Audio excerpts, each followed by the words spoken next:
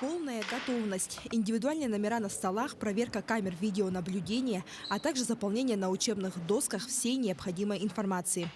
С минуты на минуту в 17-й школе начнется единый государственный экзамен по русскому языку. Ребята проходят в аудитории, у них с собой паспорт, бутылочка воды, шоколад и гелевые ручки. 1, 3, хорошо. Так, Маргарита, 3А. 3А, А3. В школе номер 17 в этом году экзамены сдают выпускники Якутской городской классической гимназии. Это 81 человек. Саша Степанов начал готовиться к ЕГЭ заранее, чтобы получить высокие баллы. Для этого он занимался самостоятельно и ходил к репетиторам. Вот сейчас как твой настрой? Боевой.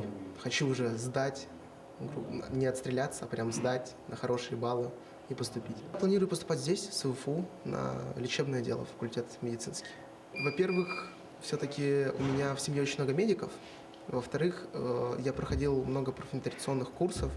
И вообще смотрел на профессии, смотрел на вузы. И ближе к сердцу и интереснее лежит все-таки медицина. Экзамен по русскому языку является самым массовым, ведь его сдают все выпускники без исключения.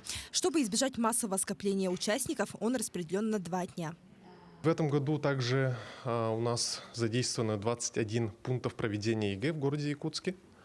И в связи с тем, что вот у нас в этом году капитальный ремонт, были закрыты 7 пунктов проведения ЕГЭ, а и вместо них были открыты 8 пунктов. Вот. В данное время все пункты проведения ЕГЭ, они обеспечены необходимым оборудованием, начиная от магнитных искателей до IP-камер.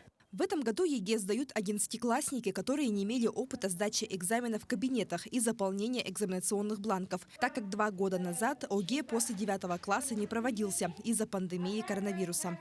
Помимо этого, все 11 лет ребята учились по новому стандарту, поэтому контрольные измерительные материалы совсем другие.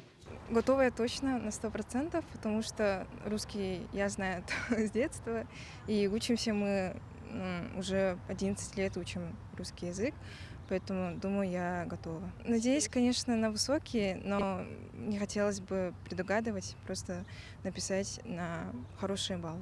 В последние годы по всей стране проводят мониторинг условий проведения экзаменов, и Якутия всегда находится в зеленой зоне.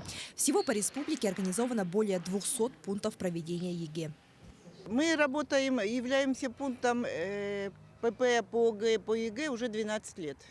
Поэтому опыт работы есть, коллектив профессиональный, в общем, поэтому все экзамены, сдача экзаменов у нас проходит без замечаний.